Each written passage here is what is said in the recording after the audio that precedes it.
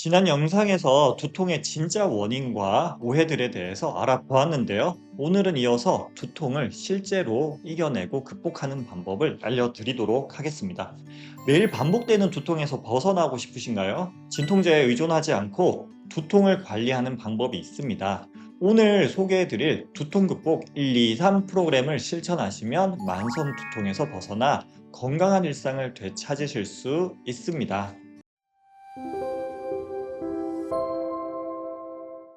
안녕하세요. 여러분의 뇌 건강 가이드 신경과 전문의 박재현입니다. 17년차 신경과 전문의로 지난 시간에 이어 두통 극복 방법에 대해서 더 자세히 알려드리려고 합니다. 지난 영상에서는 두통이 발생하는 메커니즘, 두통에 관한 여러 오해들에 대해서 설명을 드렸는데요. 혹시 이전 영상을 보지 못하신 분들은 그 영상을 먼저 시청하시면 오늘 내용을 이해하는데 더 도움이 될 거라고 생각합니다.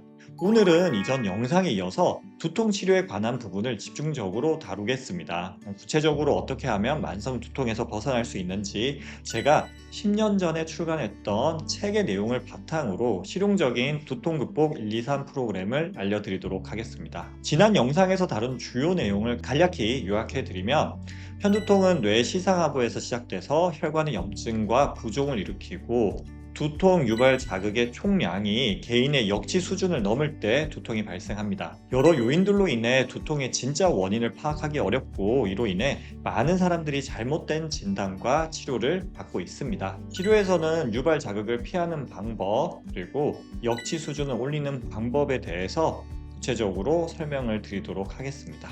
두통을 치료하기 위한 이 프로그램은 3단계로 구성되어 있습니다. 이 단계들은 순차적으로 적용을 하거나 경우에 따라서 동시에 적용할 수도 있죠.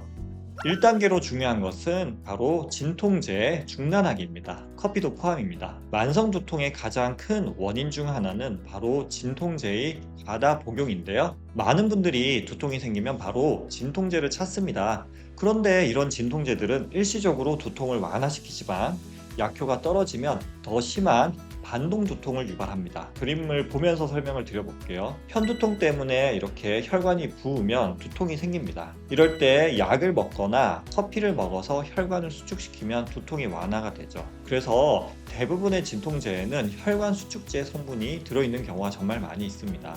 카페인도 마찬가지인데 단기적으로 역시 두통을 완화시키는데 장기적으로 반복적으로 커피를 마시거나 진통제를 먹다 보면 우리 뇌는 진통제와 카페인이 있는 상태에 익숙해지게 되고 평소에 혈관이 과하게 수축해져 있는 상태가 됩니다. 그러다가 약이 좀 늦게 들어오거나 카페인이 늦게 들어오게 되면 수축해 있던 혈관이 반동적으로 마치 스프링을 눌렀다가 떼면 튀어오르듯이 반동적인 반동 확장이 일어납니다. 이렇게 혈관이 확장이 되게 되면 이제 두통이 오히려 더 심하게 올 수가 있는 거죠. 그러니까 이제 진통제를 끊지 못하고 커피를 끊지 못하는 악순환이 반복이 되는 겁니다. 마치 담배에 중독이 되거나 마약에 중독되는 과정, 좀 과장된 표현이긴 한데 비슷하다고 생각할 수가 있습니다. 그래서 이러한 카페인이나 이제 진통제를 끊기를 위해 노력을 하다 보면 끊는 순간에 이렇게 금단 증상이 생기게 되죠. 만성 두통의 금단 증상은 두통, 어지럼증 이런 것들입니다.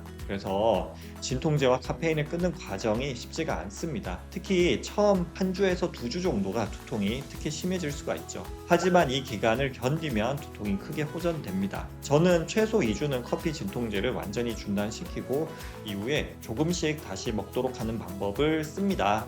이상적으로는 한 달에 6번 이하로만 진통제를 복용하는 것이 좋죠. 두통이 심하다면 커피는 주 2회 이하로 드시는 것이 좋습니다. 2단계로 설명드릴 것은 두통 유발 요인 피하는 것입니다. 두통은 다양한 유발 요인에 의해서 발생을 하는데 이런 두통 유발 요인들이 축적이 되어 개인의 임계점, 즉 역치 수준을 넘으면 두통이 발생한다고 지난 영상에서 설명드렸죠.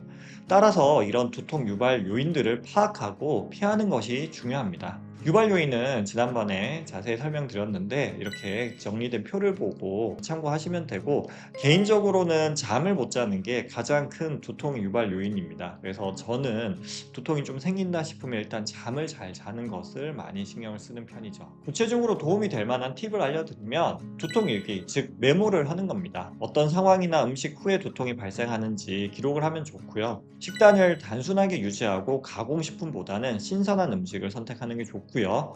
규칙적인 식사 시간을 유지하고 식사를 거르지 말고 충분히 물을 많이 마시고 술은 좀 줄이거나 아예 끊는 게 좋습니다. 스트레스 관리하는 명상이라든지 심호흡, 가벼운 운동을 해보시는 게 좋고요. 특히 잠이 중요하니까 규칙적으로 7시간 이상 충분히 잠을 자는 게 좋습니다.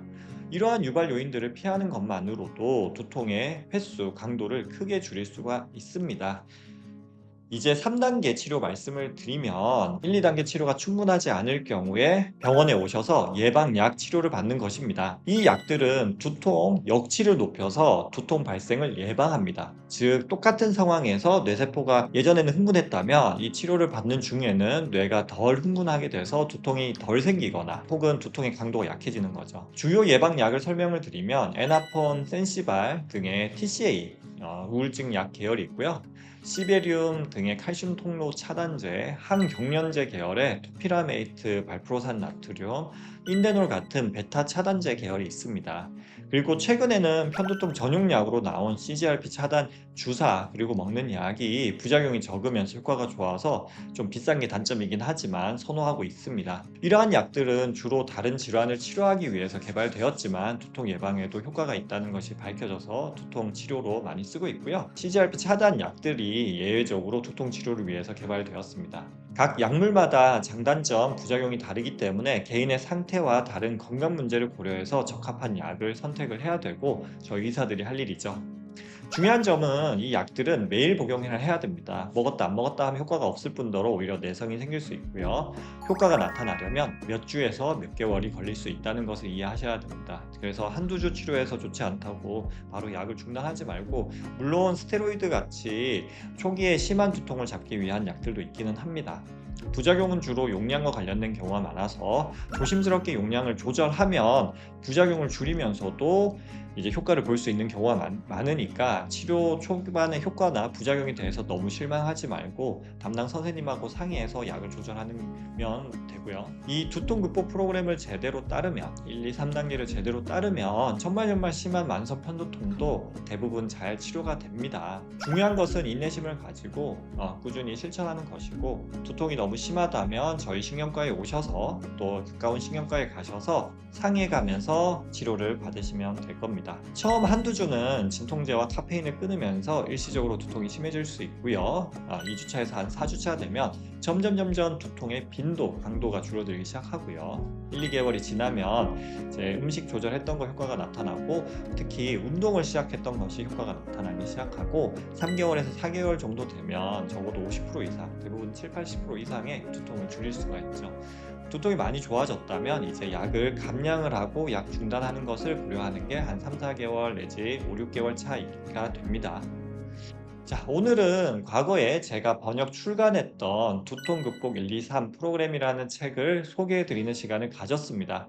전문가인 제가 봐도 너무 좋은 내용들이 많아서 당시 제 입장에서는 꽤 큰 돈으로 판권을 지불해서 출간을 했었는데요.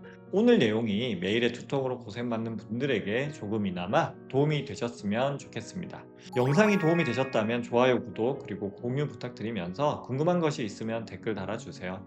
제가 요새 바빠가지고 자주는 아니지만 적어도 일주일에 한 번씩 몰아서 답을 달아드리려고 노력하고 있습니다. 신경과 전문의 박재현이었습니다.